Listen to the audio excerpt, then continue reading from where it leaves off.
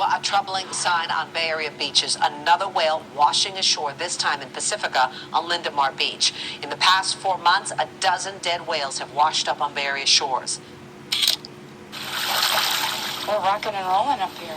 A longtime Tahoe dweller, Lynn Thompson, shaken by a morning earthquake. This summer, I have felt 2 of the strongest that I've ever felt. The most recent quake was part of a sequence that started late last month.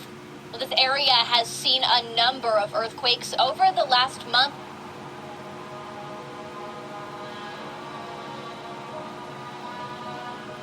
Also new at 11, 3 more dead whales popping up in San Francisco Bay. The Marine Mammal Center confirming the recent discoveries in a news release this morning.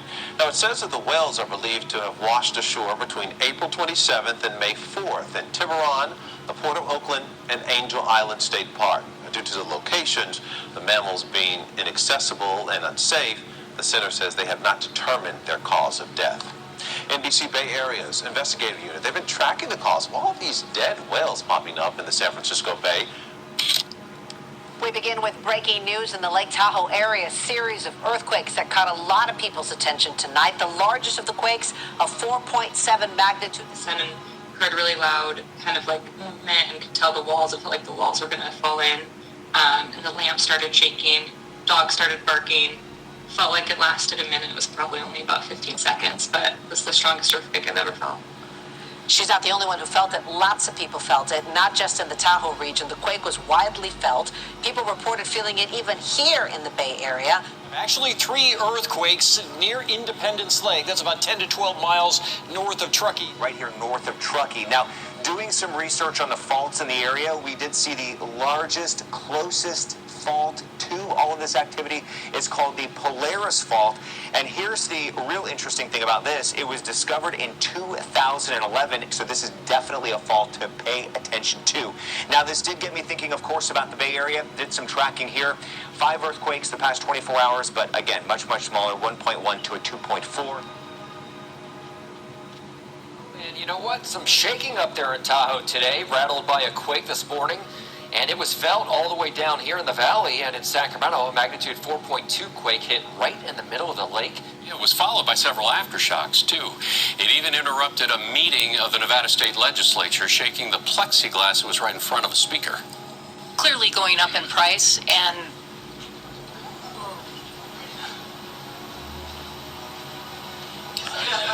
I'm going to speed up my presentation. We saw ripples on the lake afterwards as well, like, little ripples. There were no boats.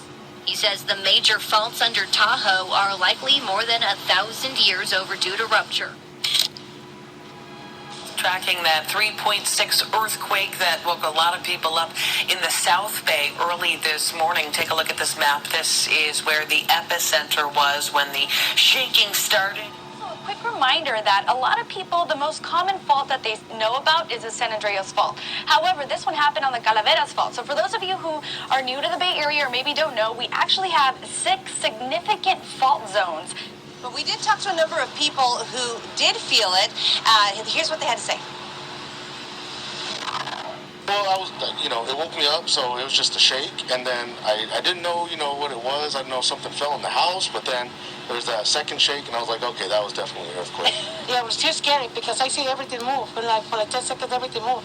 They're a little bit scary, yeah. 3.6 is respectable. I mean, that's like a decent wake-up call, Yeah, you'd certainly expect to feel some shaking in the area, so stay tuned. NBC Bay Area's Robert Honda spent the day asking the experts what they think is happening and how we can change it. Well, human activity is back to normal here at Lindemar Beach, but now many people want to see some changes in how we deal with all the Bay Area whale activity. Since the 12th dead whale found in the Bay Area this year, a 47-foot gray whale washed up Friday and was removed. An endangered fin whale that just washed ashore at Fort Funston is the 5th whale dead in or around the bay in just the past month. It says the most recent whale was too decomposed to get any clues about a cause of death, meaning 8 of the 12 recent Bay Area cases have not been resolved. Center biologist Bill Keener says the whales are turning up in the Bay Area looking for food. The speculation is that climate change could be affecting the food resources in the Arctic. Like there's less sea ice in the winter that could be having effects on the food web. The sheer number of whale deaths in such a short period of time does have scientists concerned. He says whales have only recently been coming into the bay itself, sometimes staying for weeks and actually feeding here, which never used to happen. This is something brand new in the last decade.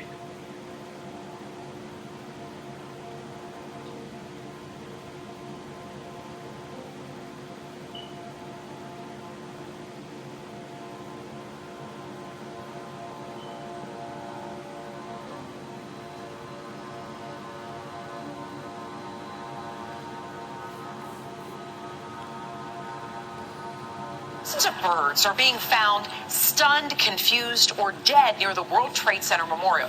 And bird advocates say a glass railing might be to blame.